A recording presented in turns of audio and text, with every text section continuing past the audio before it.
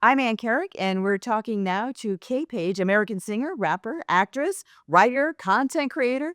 We're going to add some more to that list, I'm sure, shortly. So, Kay Paige, thanks for being here. Thank you, and nice to meet you. Nice to meet you as well. Let's just start with the basics. If somebody has no idea who you are, describe yourself as an artist. What would you say? Like, somebody says, "Who's Kay Paige?" Right. What's the answer? I would say I just like to create things, which sounds a little bit cheesy, I guess, but it's just like when you listen to the things I do, it's just like when I feel the need to do something, I will. So I mean, I make music.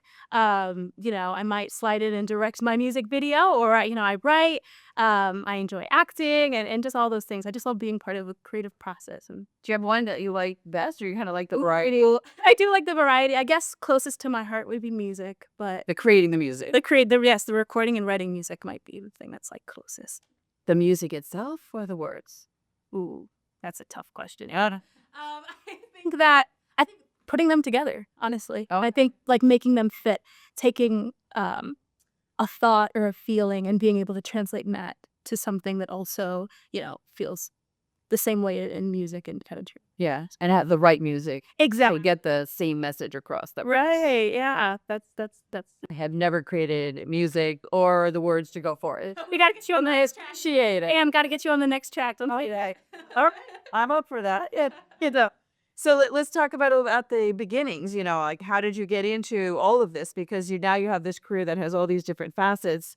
How did you even get started down that path? I think to start off, I do have to give my credits to my dad, Joe Young, in the area. I think lots of people know him, but he's a super creative person, and so I think I got a lot of that spirit from him. So I was In that kind of industry? Yeah, my dad's kind of like, I think he would describe himself the same way I describe myself. He just likes to create and make things, and he's a producer and sort of in the area. And so I always kind of had that creative bug because I was just around him all the time. He would be writing or, trying to make, a movie or that kind of thing, like producing a movie. So I think that's kind of where it started for me. But yeah, I just like to create stuff. So I was like the kid, like in second grade, like forcing her friends to make a music group or like, with a camcorder trying to make a movie. Invite your friends over, create a little stage. Exactly, but I them into so yeah, tricked them into lots of productions. Okay. Fair enough, fair enough. Um, so tell us about some of the work that you've done. I mean, you have all these different areas, but projects that you worked on that you stand out to you or something.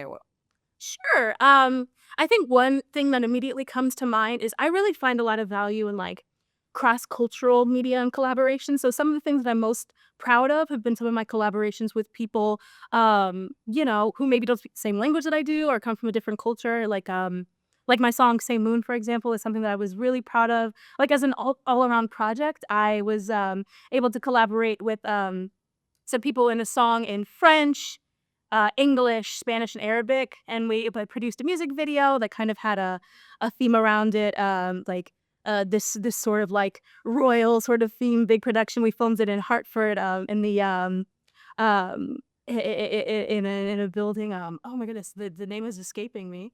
The building, Pretty old. City Hall. Thanks, Dad.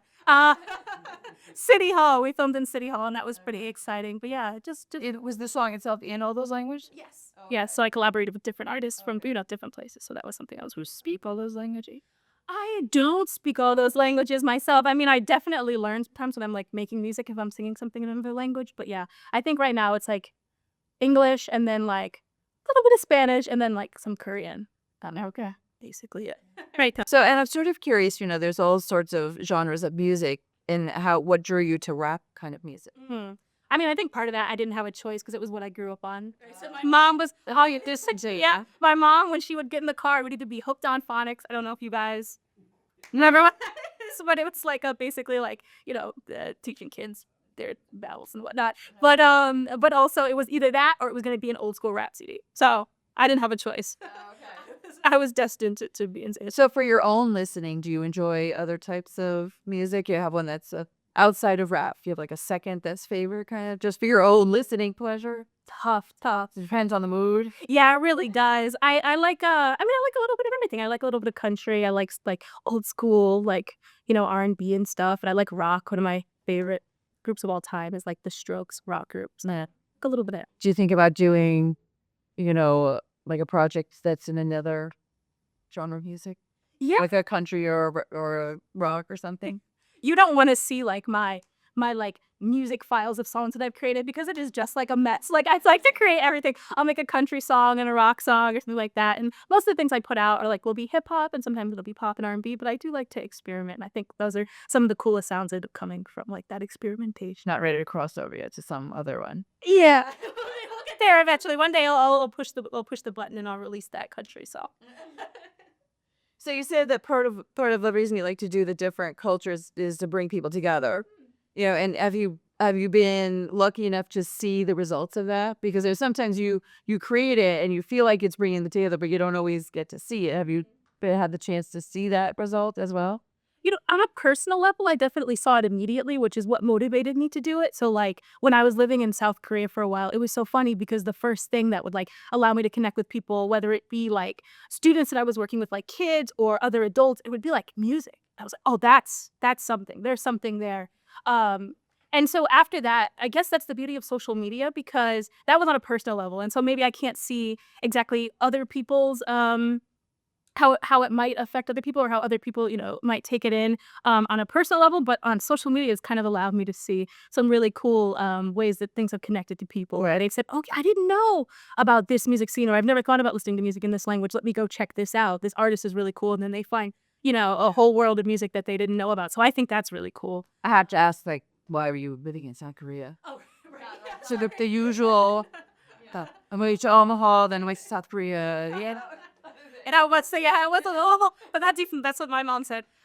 So yeah, I mean, I went there for a few reasons, but primarily it was to teach English. So I taught English out there for a few years, and then I also make a lot of music out there. But so you went, though, not for music reasons, No, just but it, of course, it influences you another culture and another sound. exactly. The K-pop world and the Korean music industry is so amazing, and so I had some inkling of it, but I had no idea until I was in it. I'm like, what I was really walking into, and I'm so grateful for that experience. Yeah, as a person and also just musically what it was, Yeah, and I know in looking a little bit about your background before we came on, it said that you like to challenge the social norms.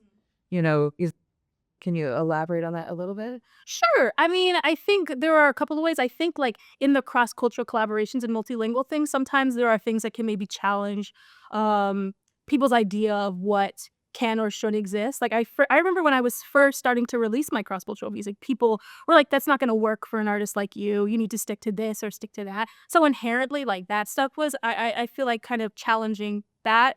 And then also just, I'm challenging the idea of who is allowed to make music, who people want to see on their screens, just, by virtue of that. And I like to delve into, maybe a little social commentary every once in a while. My favorite thing ever in the world is to make a song that sounds super pop and super fun, but has actually got this, like, yeah, exactly. It's one of my favorite things. That's it. Exactly. Yeah.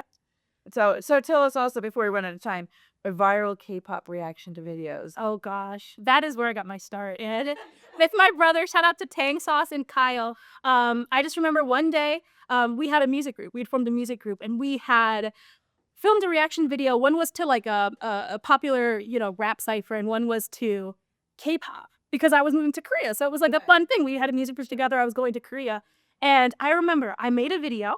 Didn't think much of it. I chose the K-pop video. I just uploaded it. I went to sleep. I woke up and it had like 100,000 views, which back in that time, like 2017 was like a lot. Sure. And it was going up and going up, and it was so cool. People were, interested in seeing our reactions and our opinions as maybe like American rappers to Korean rappers, and like seeing that like crossover and stuff. So that was also like the first kind of like maybe taste I saw of like, oh wow, like people are actually interested in this, and this can actually maybe do something cool. Well, especially I think when you do it and you go to sleep and you wake up, realize like, people are looking at it.